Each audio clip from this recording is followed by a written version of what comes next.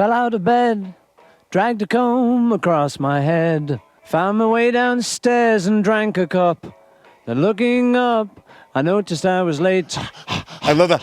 Yeah, it's great. It's so visual. It feels like a real quirky British romp from 1967.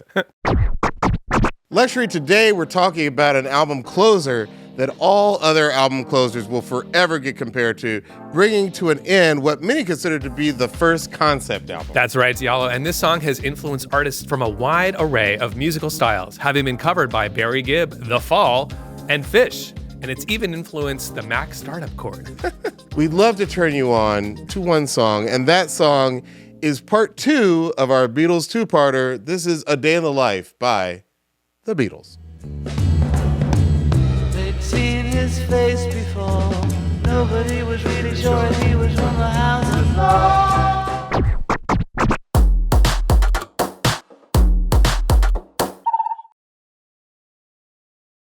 I'm actor, writer, director, and sometimes DJ Diallo Riddle. And I'm producer, DJ, songwriter, and musicologist Luxury, aka the guy who whispers interpolation. And this is one song. The show where we break down the stems and stories behind iconic songs across genres, telling you why they deserve one more listen. You will hear these songs like you've never heard them before, and if you can watch one song on YouTube, while you're there, please like and subscribe. And if you're looking for even more music facts, more conversations, and more us, Yes. we have got a Patreon now. That's Yes. right. We finally launched it after years of talking about it. It's real, and you can find the link in our social media bios. Awesome. So, Diallo, last week we covered Helter Skelter from Yeah. the Beatles' self-titled album, aka the White Album. Yes, and I should say right Yeah. off the bat that one reason we wanted to do a two-part on the Beatles is that they have some songs that are rocking, Yeah. and then they have some songs that are like very introspective, Right. and can sound almost sad or nostalgic. And I think episode 2, part 2, is going to be sort of one of those songs that like is beautiful and lush, but is also like very melancholy, Yeah. inspiring. On the last episode, you mentioned that the White Album may not be your favorite, but Sgt. Pepper definitely is. Why is that, and when did you first hear the album? Oh man, I first heard this album. I might have been 5 or 6. Like Okay. it's one of the very first, pieces Early of memory. music that I listened to and owned. It's one of my favorite albums from the very beginning. And it's an album I can always go back to. And like so many albums from this period, especially albums today, it feels so cohesive Yeah. from start to finish. It's not singles driven. Every song contributes to a complete picture. I can put on Within You, Without You, loud in my car, no matter what time of year it is, no matter how many times I've heard it, and it still affects me. Can we hear a little bit of Within You, Without You?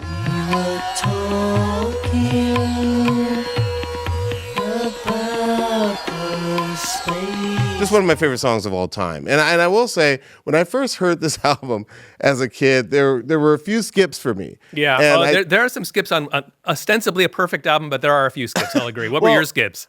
What's funny is one of my skips then is one of my favorite songs now. Okay. Being for the Benefit of Mr. Kite used to Oh, great scare song. me as a kid. Yes, but it's like a little it scary. sounded creepy. It's very clowns that are going to get you. Yeah, yeah. Let's play a little bit of that song. For the benefit of Mr. Kite, there will be a show tonight on trampoline. It's like clown ringmaster Yes. takeover plot. I feel like 1967 might have just been a creepy year because I feel like some of the Doors, the Doors sort of Oh, yeah. break big in 67 too. Some of their songs were like kind of creepy and scary. You're strange, faces come out of the rain when you're strange. Yeah, it's some of In it. a carnival way. I think there's some carnival sounds in there. Some of the instrumentation, like, is very consciously like Carney-esque. Yeah, Dude. and it creeps you The out. circus in 1967 must have been scaring kids because they were making songs about it. I will say, look, I love that song. But now. we love I that never song now. skip it. Yeah, I've grown I into never it. skip Yeah. it. I do tend to skip when I'm 64 now, which is a song I used to love as a kid. Yeah. So your tastes change over time, but overall, it really is in that rare pantheon of albums that just works Yeah. from front to back, especially in how it ends with today's song, A Day in the Life. I mean, songs just don't get more epic than this one. I just have to say, like, I was listening to the record last night, and when we got to When I'm 64, I was thinking back to when I was like 6. And 64 sounded really freaking old. It sounded so old. It's like you might as well just die rather than even bother to get why to 64. Why are you still singing, old man? And now 64 is not now as we're closer far, to 64 than we are to 6. is not as and far I'm like, away. hey, that man's got some time. Will you still feed me? Please feed me when I'm 64. Man. Please. Why are we starving the 64-year-olds? Stop starving the 64-year-olds. They're pretty spry, a lot of them. I'm hoping to be a spry one. They're in their prime. That 64-year-old is peaking. You should not be questioning whether or not he deserves food. Come on. It's funny you mention it being a concept album, which of course legendarily it is. Sgt. Pepper's Lonely Hearts Club Band. It's We literally start with the definition of a concept. I don't think we want to stop the show. I thought you might like to know. We go into Billy Shears, A Little Help from My Friends, but that's about it. Until the reprise at the very end, in my opinion, about how this is a concept album minus the cover art That's and the your costumes. take. You think it's not a concept My take album. is that musically speaking, it's a great journey from beginning to end. I'm there for all the transitions, and as we just discussed, it kind of makes sense as a musical journey, but it's not truly a concept album. I don't know if we'll talk about it. I think it is a concept album. But besides the first two and the penultimate song, what else is linked in the storyline? I don't know that a concept album has to be like the whole way through, one story. To me, a concept album is just like, this is a picture of us in time, and there is a through line there. Like, I have a pretty loose definition of what a concept album is. Well, let's back it up a little bit, because like we mentioned in our Helter Skelter episode, the Beatles had decided to retire from touring in 1966 to focus on becoming a studio band. Mm-hmm. It was sort of like this time in music when everybody from Bob Dylan to the Beach Boys, who we talked about, like everybody was like trying to create things in the studio that couldn't really be replicated. And they weren't having fun live. They weren't able to hear themselves legendarily. So their tour of Asia in 1966 really left a bad taste in their mouth. And because they're working obviously with the legendary George Martin and the Jeff Emmerich on engineering and the legendary Abbey Road Studios at the time called EMI, they have this opportunity to like follow their muse into deeper production like land, into making more of an artistic statement in the recording. When you're starting in a band in the late 50s, early 60s, all you're thinking about is the live experience, because that's all that is real. And then in their evolution, they're like, live isn't working for us, but these recordings are like, these guys are pioneering new sounds and coming up with new ways to make pop music interesting. Let's double down on that. That's true. And on his return flight from a trip to America, Paul McCartney came up with an idea that would liberate the band from the pressures of having to be the Beatles, to create an entire album where each song would be from the perspective of a different band, with Sgt. Pepper himself being sort of the MC, opening and closing the show. Which kind of sets us up for the whole, ladies and gentlemen, Billy Shears, the end of the first song into the second song, and then we never use that idea again. I know, as a kid, I was always like, wait, who's Billy Shears? Shears. I thought it was Sgt. Pepper. Billy Shears is evidently like Ringo Starr's nom de plume. The other three guys never get names, and we never use that ploy for introducing the other songs. So we kind of, I liked it in theory. I think they liked it in theory, and then when they got around to it, they're like, we're belaboring the point by who agrees applying with this to everything. I think, is the Beatles. Yeah. Because even John himself later says Sgt. Pepper is called the first concept album, but it doesn't go anywhere. Yeah. All my contributions, John speaking, to the album have absolutely nothing to do with this idea of Sgt. Pepper and his band, but it works because we said it worked. I think that's so funny, and that says everything. And what's funnier is when you think about the fact that there is this crazily terrible Bee Gees movie, the Sgt. Pepper movie. Oh, I thought we were going to just completely avoid that. Somebody was like, hey, it's a concept album. Let's make a concept movie. So they turn it into a film, and George Burns is in it, and it's one of the most unwatchable pieces of film schlock of all time. I've never sat through the whole thing. I don't think I've ever sat through anything with George Burns. Oh, come on. Oh, God. Oh, God, You Devil? I don't think I've ever seen it. I mean, like, I know that's the the poster sequel. better than... The original Oh, God's pretty good, actually. Oh, God is the first? There's more than one. There's Oh, God, Book 2. And Oh, God, You Devil? I think there might be 3. I thought that was one movie. I know nothing about George Burns. Oh, it's a pretty funny premise. He's Jack Benny, that's my guy. old vaudeville Bob Hope comedian. sometimes. George Burns, I don't know. By the way, George say goodnight, Burns, Gracie. in Goodnight, those, Gracie. Oh, by the way, in those movies, George Burns is probably like 64. he looks 99. He's just older than the cast of Cocoon, which are all younger than all of us. That's right. I think The cast technically. of Cheers was like a bunch of up-and-coming 20-year-olds. Oh my God! I can't believe you mentioned the Wilford Brimley line. Yes. I think I may have crossed the Wilford Brimley line. He was only whatever age he was in that 48 movie. in Cocoon, and I he am looks definitely- like he's 80 something. I am older than Wilford Brimley in think Cocoon. that's what happens Who is with iconically people- an old man in that movie. People didn't hydrate. People did not drink water. That's why freaking they were so woke afraid of- up, They smoked a cigarette. That's why they were so afraid of being unfed at 64, because that's what they did to them back then. 64, that was the upper limit. That was about as old as you Just could get. let them go. Let them float away. So A Day in the Life structurally sounds like a true collaborative effort, with both John and Paul taking the lead vocals in their own parts of the song. But the song started off as basically just a John Lennon composition. I can kind of hear that. Much like Strawberry Fields Forever. The song starts off with John on guitar, Paul on piano, Ringo on the bongos, and George Harrison on maracas. Let's hear a little bit of the very first take of A Day in the Life. I've never heard this before until my man Luxury is going to play it for me right now. At this point, this song was actually called In the Life Of. Let's hear a little bit. I read the news today, oh boy, George is like, I guess I'm playing maraca. about a lucky man made it great. I got to say, already, I'm on board. There is something, and I don't think I've ever said this on an episode before, there is something about the way that John rides the rhythm Yeah. with his lyrics. Mm-hmm. It always works. Like, you can always sort of see his face, like, sort of like affirmatively nodding.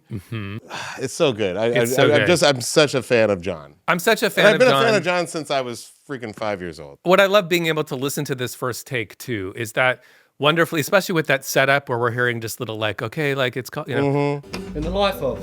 Have the mic on the piano quite low. This just keeping it like maraca. I love this stuff. I That's could so listen to this cool. all day long. Studio outtakes and flubs and the real deal. In the Life Of, you know, and then you're hearing just a little bit of organ. I'm not sure who that is, by the way. And then there's a little piano, You know, which is Paul. Maybe, okay. Yeah, I was going to say, who's playing the organ? Because that note, know. it took me straight back to Blue Jay Way.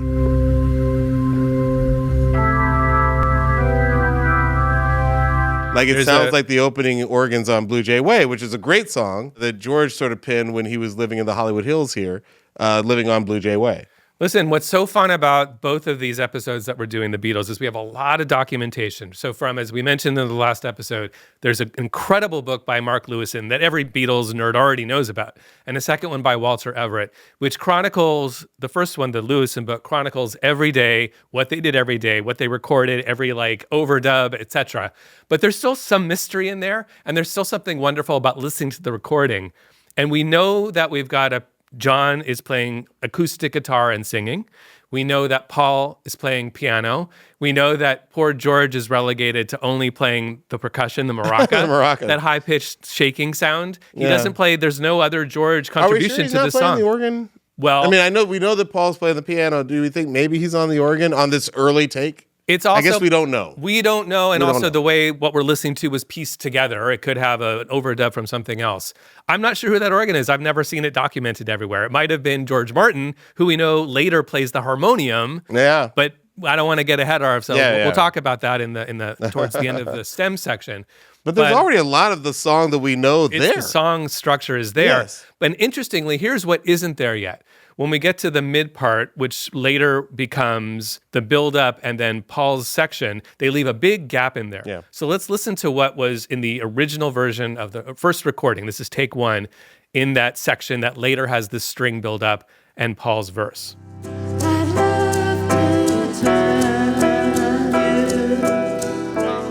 And remember, January 19th, they didn't know what would be here yet. But can I just say, I like how I'd love to turn you on. Like, it's like you get the sense he's moving the mic away or he's moving away from the mic. I like the fact that they're like, this is what I want it to sound like. They're thinking about the sound. That's a big part of this. They're a little bit pioneering in this moment in the mid 60s. By 67, they've been the Beatles with George Martin making record productions for long enough that their composition process, it's a little bit chicken or the egg. Where does an idea like that originate? But certainly they're aware of what you can do with recording. They're aware of what you can do with some of the things that are being invented. Like this is an echo. This is tape echo, which is using tape machines to get the delay and the echo effect because we don't really have off the rack Roland space echoes and delay pedals that we now take for granted. They're kind of inventing the modern vernacular for a lot of sound effects. And in this case, the heavy, heavy echoes, a big part of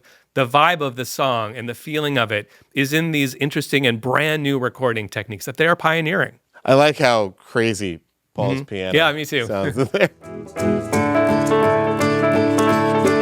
Dun, dun, dun, dun, dun, dun, dun. That is so Paul. That dun, dun, dun, dun. There's an influence there, which we'll talk about in the stems. But yes, Paul has a very distinctive, he likes that sort of jazzy 30s, 20s music hall kind of thing. But it's also cheerful. Like It's that. very That dun, upbeat. dun, dun, dun, dun. What's interesting is that even without Paul's vocal parts, we still have a lot of the same structure as the final version of the song, even down to the counting off between the two different sections of the song provided by the band's longtime assistant, Mal Evans. Mal Evans, by the way, we talk a lot about him in part one of our Beatles two-parter.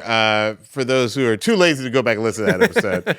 He started off as a bouncer at the Cavern Club and eventually became the Beatles' assistant and road manager. After the Beatles retired from touring, he still assisted them in the studio, helping them with recording, but also just kind of like running errands. And here he provides the counting. He provides the alarm clock, which we're going to say a little bit about, and is one of the people to play piano for that famous last note on the song. That's right. And just backing up to what you were saying about structure, importantly and interestingly, in this moment, they actually have the entire song gridded out, not ungridded out, I should say. Like the structure of the song is set by this first recording. They have to decide. That's why they have this 24 count placeholder. It's technically more like 12 bars because the count is like 1, 2. Yeah. And that is there to create the structure for what would then be inserted. But interestingly, they don't have the drums laid down yet. That's right. I mean, I'm not hearing the bongo, but evidently it's in there. The maracas are providing the timekeeping for the entire song, kind of like a metronome. Ordinarily, you'd put down the rhythm section first to kind of lock in the groove. You get the drums, maybe the drums and the bass. But the drums and the bass haven't even been recorded yet. They're recorded after the fact. And one last thing I'll say about the song is, as you know, if anyone who's ever tried to cover the song, some of the counting is confusing. Like you can be surprised by the fact that we just went into the next section or the next bar. And I think you can kind of hear that in some of the musicianship. It's a kind of flubbing that doesn't matter. It's a kind of thing where you kind of hear Ringo maybe hits the crash a little later than expected, but that's because the way they've had to structure the song in advance of knowing what the song would be and in advance of laying down the drums and bass, which are generally the first thing you'd lay down. Absolutely. I can't wait to talk about time signature because I feel like as much as I know this song, I feel like the time signature is doing some That's some what I'm very saying. There's funky things. There are moments and there's disagreements across the, when you see different people scoring it, putting it onto sheet music. It wasn't intended. It wasn't written to sheet music. So you're there's some guesswork and there's some it's just not exactly perfect. So you kind of have to guess what might be a bar of 2/4 or a bar of 3/4 here and there. And just to call attention to, we mentioned that Mal Evans did the count off. He counts from 1 to 24. And then at the end of it, in order to indicate when they come back the next day to record the still uncreated Paul section, Paul he has his music, but we don't have a lyric and a melody yet for what becomes Paul's verse. So to mark that, he has an alarm clock, which he sets, and we hear the sound of the alarm bell. It's a 1967 studio, guys. Like the alarm clock was the only way they knew when everybody was going to come back in. But then when they bounce it down, that gets baked in. You can't take it out of the bounce down. So interestingly, that sets up as when we get to the Paul stuff later, that ends up potentially having an influence on what gets sung. All right, well, we're going to take a quick break, but when we get back, we'll hear John Lennon's ripped from the headline vocals, Isolated. We'll talk about the craziness at the orchestral recording session. Stick around, we'll break it down.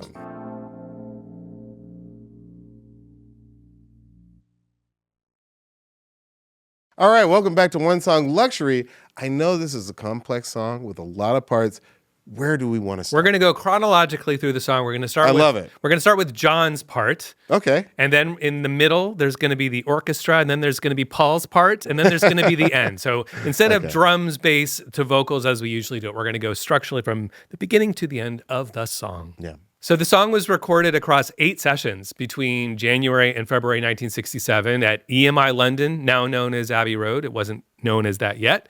And George Martin, famously producer for the Beatles, is there, unlike Helter Skelter. Go back and listen to our part 1. He was not there for Helter Skelter, but he was there for A Day in the Life, along with Jeff Emmerich on engineer tasks. Spelled with a G. Duties. He's a G-off. He's a G-off. And interestingly, importantly, and amazingly, this song is recorded on a 4-track. Yeah. This entire epic recording with all of its parts and sections is on 4-track technology, 4-track tape. You can buy a 4-track for $50 on eBay right now. But in 1967, there were 8 tracks. They got to it the next year. But for this album in its entirety, incredibly, Sgt. Pepper only recorded to 4 tracks of tape, which is amazing because I suppose in many ways it demonstrates the adage that like when you have limitations, sometimes it can be advantageous. And sometimes when you have too much like digital everything, you can take months trying to complete something that, isn't as good as Sgt. Pepper. You ain't lying, brother. All right, let's start with Paul McCartney, who is playing the bass on this song. And you're going to hear me go back and forth between him and John's vocal because that's what's going on. They're doing a little call and response melodically. Little fill here, and then the vocal. About a lucky man who made the grade. And I just love how there's the interplay between, it's almost a conversation that Paul and John are having. This really iconic, very simple melodic fills, just a couple of notes in the gaps between John's lines. Really has this feeling of a dialogue between the two of them. Oh, it's so good. It's soaked in melancholy. I love everything about that progression. John agrees with you. He loved that vocal delay. And again, it's new in 1967. That sound effect, unusually, they're recording with those sound effects on the vocal because John loved the sound of that delay. Yeah. And maybe into his ears, because we know he's a big fan of 50s rock and roll, it has a little bit of that Sun Studios oh my gosh, yeah. Elvis vibe. I can totally hear that. Yeah. Oh, that's really cool. I would not have. I was thinking like, is this like early dub? Yeah. But like, no, you're totally right. But it's almost got that like 50s rockabilly thing. But that's exactly the correct progression because in the 50s, when they're at Sun Studios, they don't have delay effects yet. The delay is an almost accident of the recording.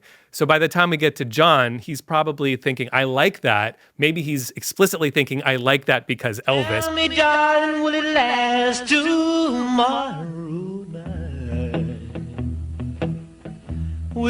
Because rockabilly, because the band starts as kind of a skiffle rockabilly American-inspired rock and roll band. And if you don't know the Beatles in 1962, go back and listen to they have albums like The Beatles in Hamburg, and these are like really good recordings if you've never heard them. I lucked out. I got them when I was a kid, and I didn't really place them on the timeline at the time. I was like, oh, this is a different sound for them. The rockabilly, they were playing you're talking about their set. Their song selections because they're playing mostly covers because they've got to fill 4, 5, 6 hours every single night. And they don't have the originals yet, the repertoire. So you're absolutely right. They're going back to those, like the Bebop, the Jerry Lee Lewis, the Elvis, the Carl Perkins. They love all that early American rock and roll stuff. And let me just take a second and just say this, because I think that a lot of the youth today don't realize this, because we think of rock as something that you have to stand there and watch your rock gods play. Rock and music used to be dance music. You know what I mean? Like that's right. At a time before EDM or even hip hop. That was what rock and roll was. That's what rock and roll was. It was an offshoot from rhythm and blues. Yeah.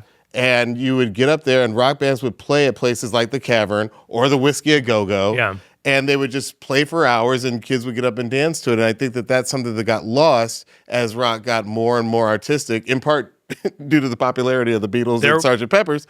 But that element of rock kind of got lost. And it comes back every now and then. But like the idea that you dance to rock music. No, but that's 100% right, because now we take for granted if you want to go dancing, you go to a DJ night, or maybe you go to a show and it is a band and you happen to be dancing, but there's sort of maybe a false binary there. But DJing and discotheques as a thing, as a phenomenon, there were early discotheques in the late, maybe post-war era, but discos and DJs and recorded music as a place to go and dance to isn't really until the early 70s, late 70s. Yeah, that's when it really takes off. That's when it really takes off. That's a whole other episode with The Loft and David Mancuso into disco. But go back and listen to our Daft Punk two-parter. We did talk a lot about discotheques, because that's a French term that got shortened to disco. But to your point, in the 60s, when you are talking about bands, that is an avenue for dancing. That's a way to get together with members of the preferred gender and interacting with them in a sweaty club and maybe hopefully getting a phone number or two. I love that laugh. I've never heard that laugh. That is a special laugh. You may never hear it again. This song is a lot like Shook Ones Part 2 by Mobb Deep because the drums come in way later than you think, and they don't even come in when you think they should. To all the killers and the $100 billers. For real, niggas who ain't got no feelings. Mobb Deep and the Beatles, there's a connection there that people don't know. They don't acknowledge it, but it's there. You're absolutely right. It takes Ringo about 45 seconds to come in, and when he does, he's also doing a kind of light interplay. He plays a fill, and then he sits out. And he sits back out. Plays another fill, sits out, another fill. So let's listen to those fills, and then I'll add back in some of the other elements. So iconic. Big, long crash. Here comes another one. And he gives one snare.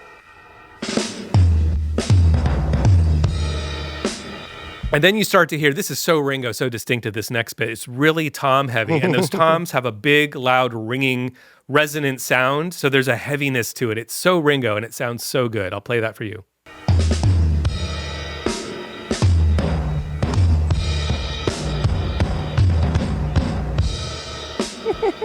Like, he's not playing any ride or any hi-hat, You're only getting that crash. And then just those heavy, heavy toms. And here's how that's all interplaying with Paul, because the two of them locked together. It sounds amazing. Just a snare, no kick.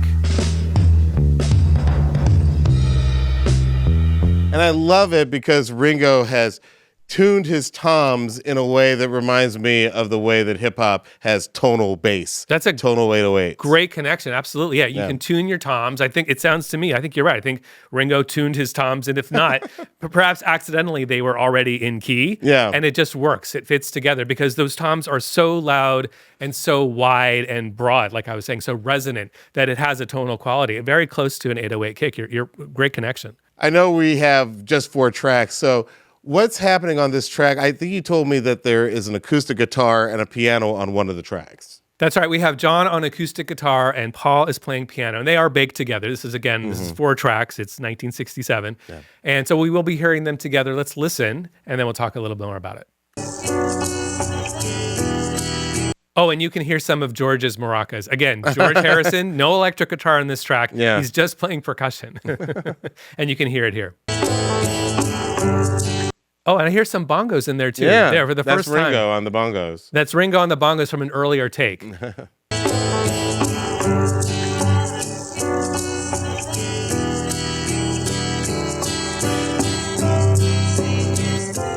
A lot of bleed. You can hear a lot of bleed coming in from the probably headphones, the performers hearing John singing in the booth next door, or from an earlier take, actually, come to think of it, because this is overdubbed Yeah, a day I or was two going to later. say, this sounds like overdubs. This is overdubbed a day or two later. You're right about that. What I just played is a perfect example of how there are a couple of things. One is, I mentioned the structure of the song. There are some moments where the count is a little bit like wobbly. Yes. Right? And yes. this is not one of them. This is a conscious choice that John made. Yeah, the time signature sounds interesting to me because it's you especially notice it when he does the, well, I just had to laugh, I saw the photograph. It feels like an addition to the end of each line in the verse. So you're absolutely right to point out that John has 4 verses in this song. There's 3 before the orchestral buildup in Paul, and then we come back again for one more. Yeah. And what's interesting is that 2 of those are 9.5 bars. One of them is 10 bars, and one of them is 9 bars. So you can never really be sure when we're about to go to the next thing, because it's surprising every single time. Yeah. The first one is 10, then it's 9, and then we get 9.5 twice in a row. But the second time, you're like, is this going to be another 9.5 or not? It's so well done. It's so smart. It's so smart, and it's a 18 chord cycle, roughly. I counted roughly 18 chords across 18 chords across these 10 or 9.5 or 9 bars. There's this constant motion. It's melody, it's harmony, and it's surprising. So that combination is really satisfying as a listener because you're always a little bit off guard. I'd really love to hear John's vocals isolated. I mean, like, they're such an important part of what I love about this song. I read the news today, oh boy, about a lucky man who made the grade. That note kills me. I love it all. I love his breathing on the word laugh. I love, oh boy. Like it's just, so iconic, John Lennon. Yeah. Yeah. The echo is so iconically part of his sound too. The vocal wouldn't sound right to get a dry or maybe reverbed John Lennon. You need to have that very specific delay, that echo sound. And they always say like, early Paul is like clearly in his Little Richard bag, a little bit. And, George has something entirely different going on. I did always feel like John is like in some weird way like the voice of the Beatles. Like it's so uniquely the Beatles in its own way. By the same token, I really am hearing all the American recording influences though, especially with his vocal isolated when we just talked about the echo. You think he's going for connection. a Dylan sound, or what do you think he's going for? No, well, not necessarily. I think lyrically speaking, Dylan was clearly a big influence. The kind of unlocked the gates to being like, you don't have to write about anything that's a narrative that you follow from beginning to end. That was huge for everybody in this time period. Dylan gave everybody permission to be a little bit more artistic, obscure, random even with some of the lyrics. I think John famously had a real interest in sound, and that was happening for all the Beatles in this moment. But I think he was either intuitively understanding how the sound or the recording can make the emotional impact, different. It wasn't purely a snapshot of a song, which is what recording had been for many years. This is what the song is. This is what we sound like live. Now with the additional of these compositional techniques in the recording studio, he was really attracted to the melancholy that adding this vocal effect can add. And I wonder if there isn't some nostalgia for him for that 50s rock and roll thing. I really do feel John Lennon's connection to this, like, world across the sea in America and the Carl Perkins and the Sun recording studios and skiffle music and just rockabilly. And for whatever reason, as we're listening, I'm hearing a lot of that come through, but in his own unique way, obviously. Can we hear a little bit more of that verse? He blew his mind out in a car. He didn't notice that the lights had changed. I wonder why that little piano little lick looks like it was appended to that empty part of that fourth track, like an overdub almost. Interesting. I guess Paul was like, I really need to have a little lick in there. Something's missing. Can we hear the rest of that little verse? They'd seen his face before. Nobody was really sure if he was from a house of flaws.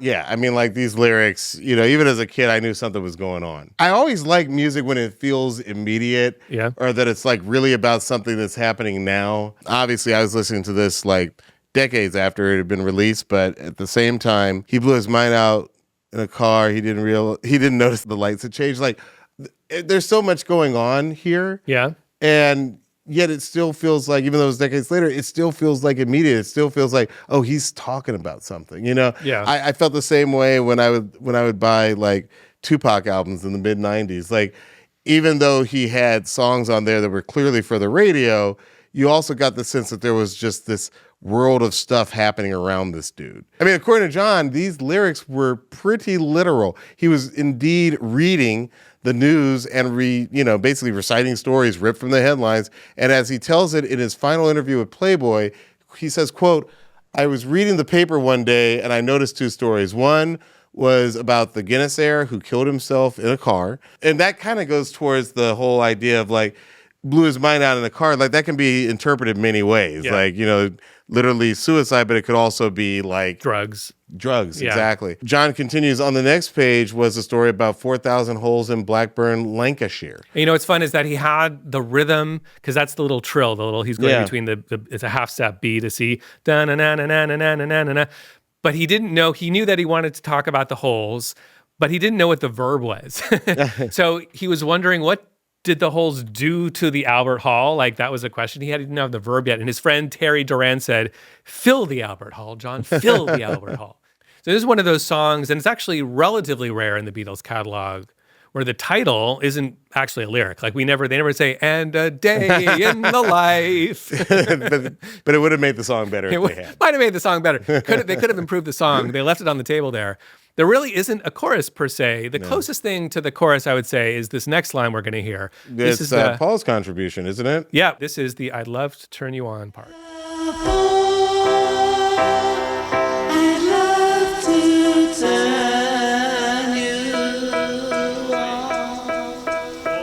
And then we get into the placeholder section, right? So just one little note about that line. John says, quote, I had the bulk of the song in the words, but Paul contributed that little lick floating around in his head that he couldn't use for anything. I thought it was a damn good piece of work. And so the I love to turn you on, this is John crediting Paul for coming up with that line. But it's also the line that got the song banned. The BBC refused to play. Because they thought it was drug related. Because they thought it was drug related. So when this song comes out, until 1972, the BBC never played A Day in the Life by the Beatles as a result of that interpretation, which probably wasn't inaccurate. It's got a lot. Absolutely. I think I had actually heard somewhere where the second, John heard that line, he was just like, that's, it kind of goes to my point about it made it feel relevant. It felt like it was something that, they were contributing. Of the times, from the subculture and bringing it to the mainstream. That's a great point, because this is early 67. We're about to have the summer of love, as it were. And in this moment, there is a rising sense of counterculture being the new hip thing. Yeah. And the Beatles are feeling like, well, we want to make sure we're still part of this youth culture. They genuinely were living that life, but they were also millionaires. So they had kind of one foot in each camp. Yeah. So it's interesting to think about it from the perspective of what the timing was. This is January, February 1967. And they're like, hippies are becoming cool. Let's make sure we're cool. Let's have a little kind of hippie turn on, tune in, drop out type of line in there. The very first version of the song featured a placeholder to connect the first part of the song to the middle unfinished section that would later feature Paul's vocals, and some of that placeholder still remains on the song. It was Paul who decided this section should feature an orchestral buildup, and on February 10th, 1967, the Beatles gathered 40 musicians to record this.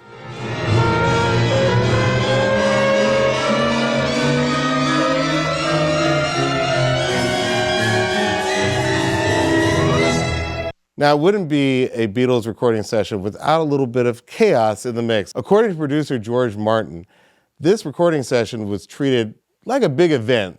He said, quote, the Beatles asked me and the musicians to wear full evening dress. I left the studio at one point and came back to find one of the musicians wearing a clown's nose and the leader of the violins wearing a gorilla's paw on his bow hand. Everyone was wearing funny hats and carnival novelties. I just fell around laughing.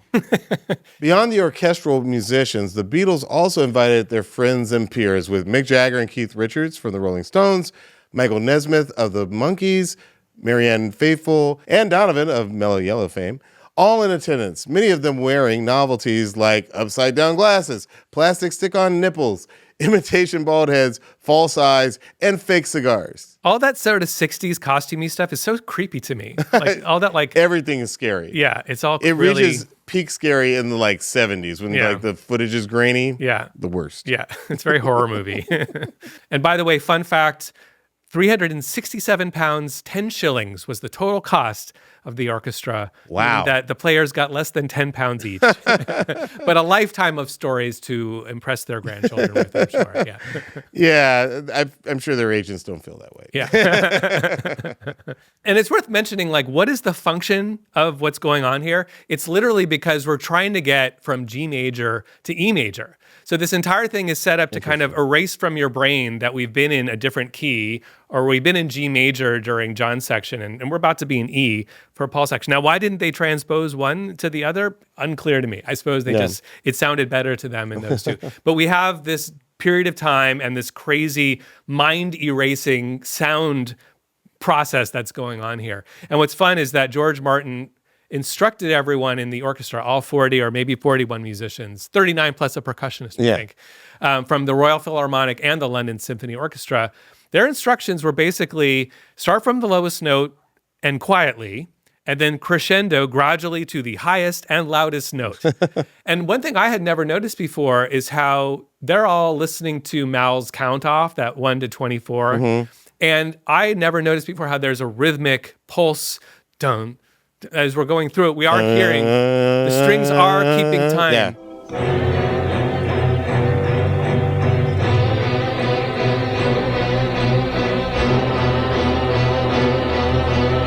Yeah, and in the beginning, you can hear the strings are mimicking the trill, the I'd love to turn you on. He's singing, I'd love to turn, that trill between the B and C. The strings start by mimicking that, which is a great transition to then the crazy build. It's da-na-na-na-na-na-na-na-na-na. I believe that was the fourth take of the orchestra climb where they got it exactly right. That's the one they ended up using. After that orchestral buildup, we come to Paul's section of A Day in the Life. Luxury, can you start us off with the instrumentation there?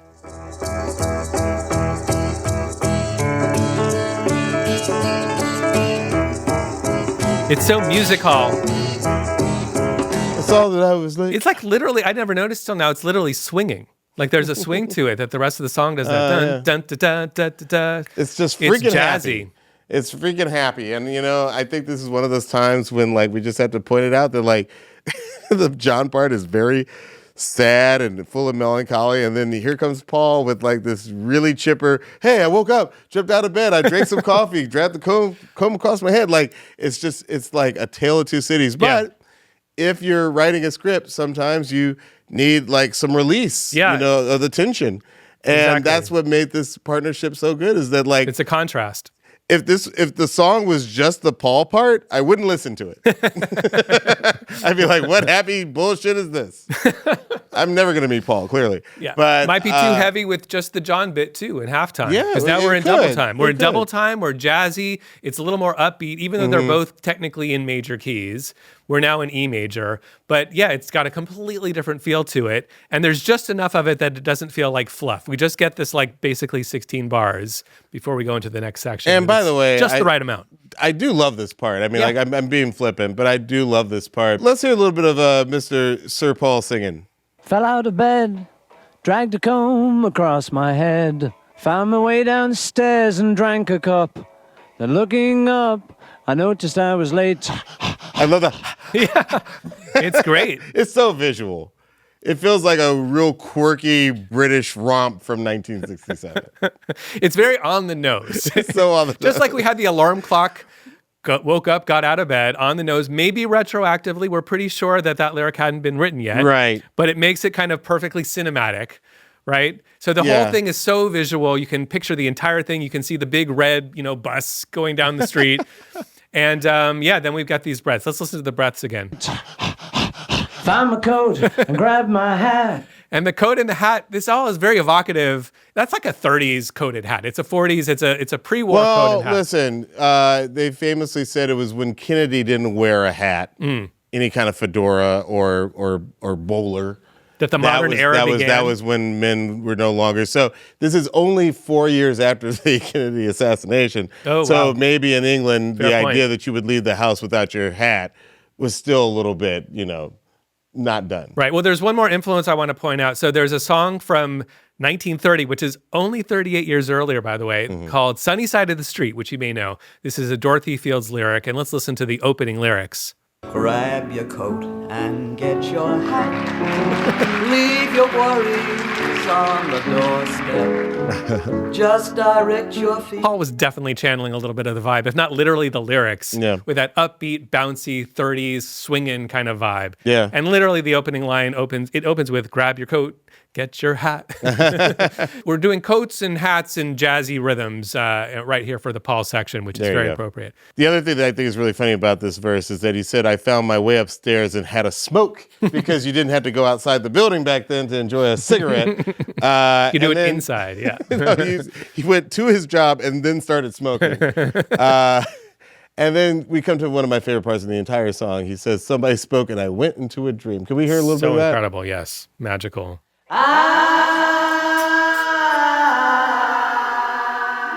Listen. And you hear a second voice in there. There's definitely one and maybe two other voices in there. I thought all these years that John was singing the lead there. Oh, it's definitely John. Well, it's not definitely John because it's speculated. Doing the ahs? Yeah, what we just listened to, that lead note. the speculation, people don't know for sure. It's been speculated for didn't know years. that. There's a long-going discussion who it is. To my ear, it has a little bit of like the vocal timbre of John Lennon. Well, I'll tell you, Yeah. I think the effect is you go out of Paul and then back into John. Like it feels to me, no matter who's singing it, Yeah. that the appeal to the casual listeners that like, oh, John's back. Here's another question. Okay. And maybe your answer to it relates to who the I know who's singing nothing. that part. My answers mean nothing. Who's having the dream in the song? Is John having the dream and it's Paul in the dream? And then we come back to John and that's real life? You know, that's or interesting. is real life Paul's part and the dream? And I went into a dream because we're going back to John. That's how I always read it. The real life I is- fell into a dream. Actually, I always thought it was the Beatles' dream because it's like I went into a dream, and then who better to sing about a dream than the guy who is the dreamer? You know. So you think John the Lennon dreamer, himself. John is the dreamer and Paul is the real life? John is vocalizing the dream. No, Okay. it's still Paul's story, but John is there to dream, to vocalize the dream. I think we agree. I think what we're saying is That's John. Can I tell the internet? Listen, I know nothing, but that is John. it sounds like John to me too. I'm Team John. Listen, all these years, to my ears, that sounds like Jean. Totally. Sounds like his timbre, sounds Yeah. like his vocal style. Like it just sounds like him. Totally. But then there's an article in Sound on Sound where Giles Martin, who's George Martin's son, has access to like beyond like all of the archival footage. And he talks about, he thinks it's probably Paul in that part. And like he's got Listen, you access to Nepo more data. baby. Listen, you Nepo baby. You're wrong. It's John. That is definitely John. It is him vocalizing the dream. Fight me, Giles. Fight me. I'm just going to pick fights with all the living people connected to the Beatles because I clearly don't want to ever meet any of them. All right, so really fun kind of thing going on here. Those chords in that dream transition, the chords are C, G, D, A, E, and it's a real journey. In fact, the Walter... Chicken goes down awfully easy. That's exactly how they thought of it. That's how my music teacher used to teach us that stuff. So let's listen to those chords and then we'll talk about it. C, G, D, A, E, and then it kind of cycles again. And it's sort of off because it's 5 chords instead of sort of our usual 4. Yeah. So that like cycles even more dreamy because that's happening, right? But what's interesting is that the night before they recorded this, on Top of the Pops, 18th of January, 1967, Jimi Hendrix played Hey Joe on Top of the Pops, which a song that McCartney loved. And it also has those exact same chords, untransposed. I didn't realize that. C, G, D, A, E. I hear it. Yeah. So that might have been an idea just for a way to get back to, because remember, now that we're in E, we need to get back to G. And these chords are going to get us there. So listen, this is chord changes. We've talked about this many times on the show. Like chord changes are fair game. Like, you know, the fact of there being a great transition, which either was consciously or coincidentally the same as this song that had been on TV the night before.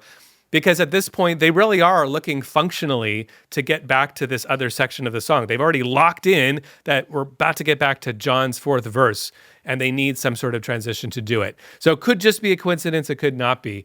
The other thing, though, is that as I was listening, preparing for the show, I kept thinking about these chord changes and that melody, and it was driving me crazy. There's a song that came out in 1968 that's been in the recesses of my brain for years, but I never noticed until right now that it is identical. Here it is. This is Deep Purple, Hush, and I'll show you how the connection is there, because you may not even notice the first time. I went on the internet. Nobody else had pointed this out before, but check this out.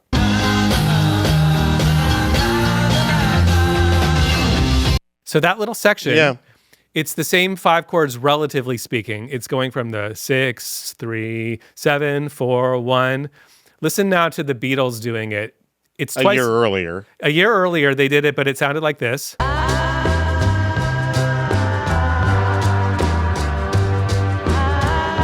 I'll speed that up. If I do that double time, it sounds like this.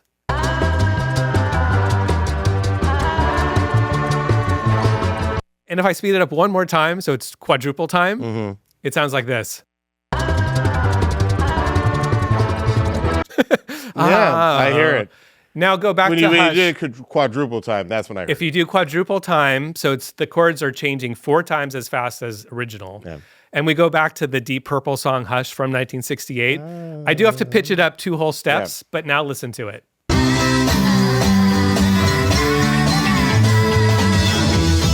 It's all 5 chords and it's the same melody. Here's the Beatles again.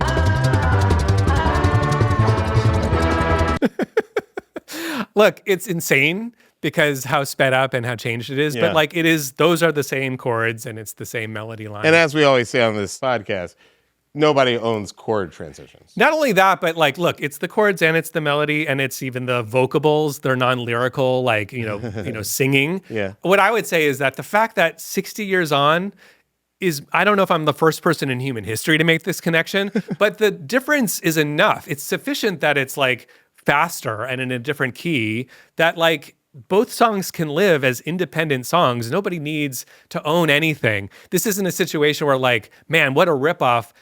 I no longer need to listen to A Day in the Life by the Beatles anymore because Deep Purple wrote this song called Hush. Yeah. They're both equally, songs that can live on their own in spite of having these really dramatically similar moments as these do.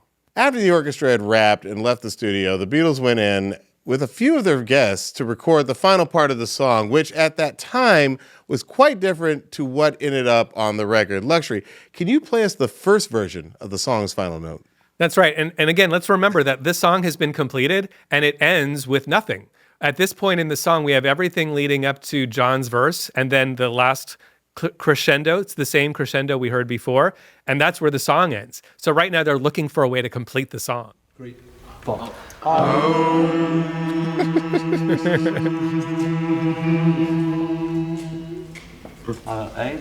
Take 9. They did that a bunch of times before they got it right. And it's not clear who's actually in that group. We're pretty sure Paul is playing piano. He may also be singing. And maybe it's like Michael Nesmith from the Monkees and Donovan, who knows, from the party.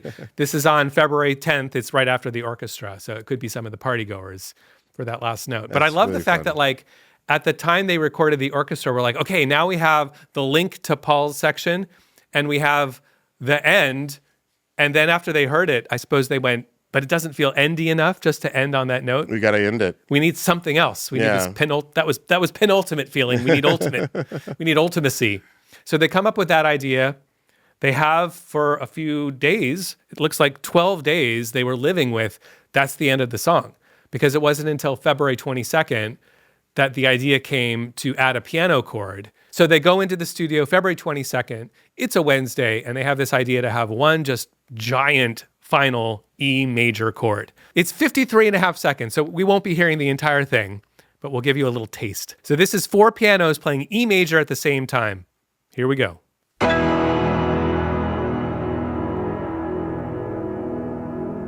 And as it's fading out, engineer Jeff Emmerich is pushing up the fader gradually, the volume, so you can start to hear silent things get loud.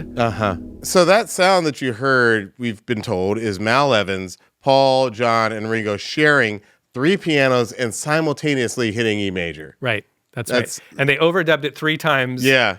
So that's a hard thing to do to get everybody to hit it at the exact same moment. Yeah, they had it. Well, it was take 9. They did it 8 times, not quite right. And on the 9th time they used it, overdubbed that 3 times. And then George Martin added a harmonium. So somewhere in the mix, there's a little bit of it'd be more of an organ-y, accordion-y sound. I couldn't personally hear it, but I'm told that it is there according to the documentation. It's just one more example of something very simple really working out in favor of this band. I mean, like they really take very simple things and really make them work. But it's also concept art. It's like we need something final to like conclude the song. For 12 days, they're living with finalness, and it just that the humming was like, doesn't quite. Maybe it's a little too funny too. It was a little bit not quite what they were looking for. I want to point out, you just said it was concept art, and this is a concept album. This is definitely. Oh, what did I walk right into that? You just walked right into it. Did I walk right into that? God. Walked right into it.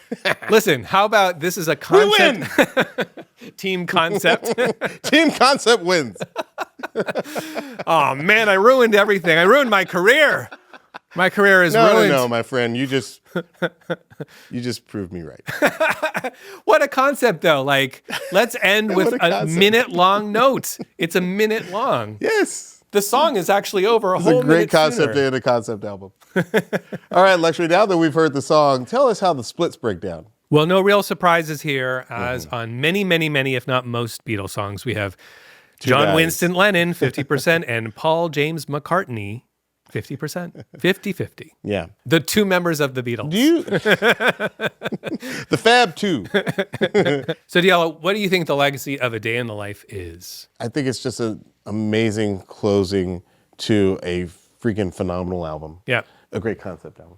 And I think that it's just, I would argue that it is definitely a concept album. And there are other concept albums that take the idea of concept album even further. Yeah. By like making sure the character in the first song is there the whole way through. Oh, yeah. But I think as is typical, Styx, Kilroy Was Here, great Exactly. concept album.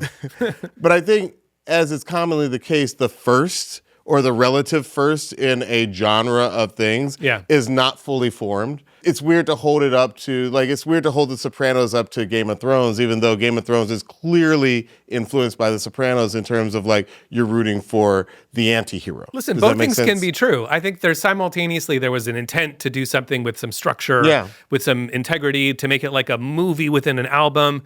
They have the costumes, they have the characters, they have the cover art, they have the first, second, and penultimate song with Sgt. Pepper, Into Little Help for My Friends, a bunch of other songs, and then Sgt. Pepper Reprise. Right. We have 3 songs that kind of connect, But, I and mean- that's about it, I would say, as far as the concept actually holding together. Sure. But the again, I perception think it's of because concept it's is so- very strong because of the visuals. Yes, and I also would argue that, again, the first of its kind typically doesn't have all the things that come to be associated with that kind because it's the first and people are figuring it out. And later on, we have The Who, we have Tommy, and then we have almost all of prog rock, seemingly, as it seems to always be doing. I mean, metal and prog. There's lots. The concept records become, to your point, kind of more of a normal. They almost thing. become an industry standard. Well, in the they definitely 70s. become a cliche in the 70s, right? By the time we get to like Rush 2112, great record, by the way. And we don't know. Are the priests of the temple of Syrinx. We are the priests of the temples of Syrinx. Yeah. Super good and corny. I gotta say, I think prog rock is definitely a blind spot for me. Oh, so good. So we'll We're get doing a into Rush that. episode. I know some people have asked for Big a Rush Rush fan. episode. We'll do it. Some people like to ask for the Cult She Sells Sanctuary. We see you one of these days. Great song, great request. Coming soon, maybe. Keep listening. I'll tell you what was a concept album, Digable Plant's first album. Because on that first album, they keep with the insect motif the entire album. Right. Which they kind of throw out when they get to Blowout Come. They're not talking about, Ladybug as much. They call her Miss Mecca. So this is interesting and so not relevant to the Beatles, but we're having a good time all the time, as they say in Spinal Tap, because I would argue that.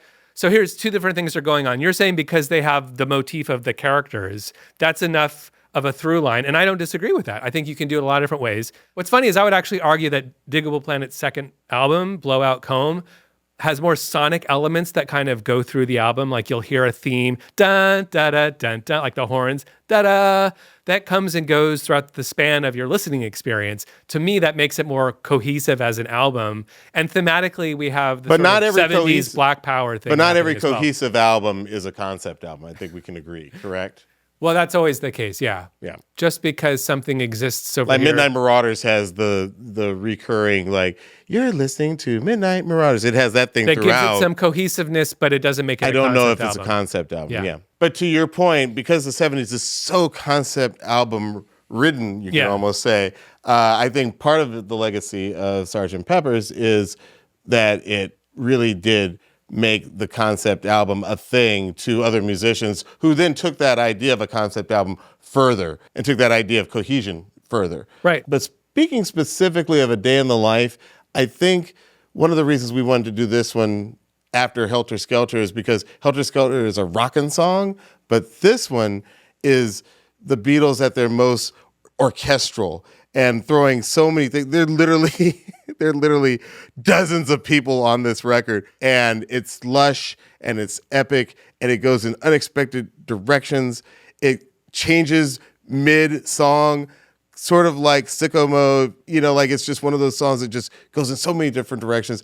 It really is a nice counterbalance to Helter Skelter. Yeah, they're breaking the rules. And look, they're also influenced. In 1967, this is a year after we have, there's a friendly rivalry in a sense, right, between the Beach Boys and the Beatles. Yeah. The Beach Boys with Good Vibrations were starting to break the mold for like song structure, and we're starting to break the mold for like instrumentation. And the Beatles are building on that. And so in the same way we wouldn't have prog rock cliches of concept albums without Sgt. Pepper, in the same way we wouldn't have like, this leads to Bohemian Rhapsody. We have like these epic songs with multiple orchestral sections and tempo changes and song within a song kind of feeling. This is in the mid to late 60s between the Beach Boys and this song by the Beatles. That's starting to become a thing that we now take for granted, to your point with Sicko Mode, that we can have multiple songs within the span of a single song. I think the other legacy of this record and this song is that the idea of just creating something that can't really be replicated on the stage. This is one of those, the Beatles, they heard Pet Sounds and they were like, wow, there's some stuff going on there that you couldn't really replicate live. Let's do some stuff like that. Yeah. And I think that's the other part of the legacy that this will have for generations to come. By the way, the entirety of recording this song, A Day in the Life, took 34 hours. They took 34 hours just on this one song. By contrast, their debut record, Please Please Me, the entire thing was recorded in 15 hours and 45 minutes. So they've come a long way, to your point about like just using recording technology and experimentation. When you give the Beatles infinite studio time, they're going to take it. They're going to take it. Speaking of closers, we need to close out this episode. As always, you can find us on Instagram and TikTok. You can find me on Instagram at Diallo, Diallo, and on TikTok at Diallo Riddle. And you can find me on Instagram at LUXXURY and on TikTok at LuxuryXX. And you can follow our podcast on Instagram and TikTok at One Song Podcast. You can also watch full episodes of One Song on YouTube. Just search for One Song Podcast. We'd love it if you like and subscribe. Also, be sure to check out the One Song Spotify playlist for all the songs we discuss in our episodes. You can find the link in our episode description. By the way, we've got a Patreon now. If you're looking for more music facts, more conversations, and just more us, you can find the link in our social media bios. And if you made it this far, you're officially part of the One Song Nation. Give us some love. Give us 5 stars. Leave a review. Send the episode to a fellow music fan. It really helps keep the show thriving. Luxury, help me in this thing. I'm producer, DJ, songwriter, musicologist, and KCRW DJ every Friday from 10 p.m. till midnight, Luxury. And I'm actor, writer, director, and sometimes DJ Diallo Riddle. And this is One Song. We will see you next time. This episode was produced by Casey Simonson, mixing and engineering by Eric Hicks.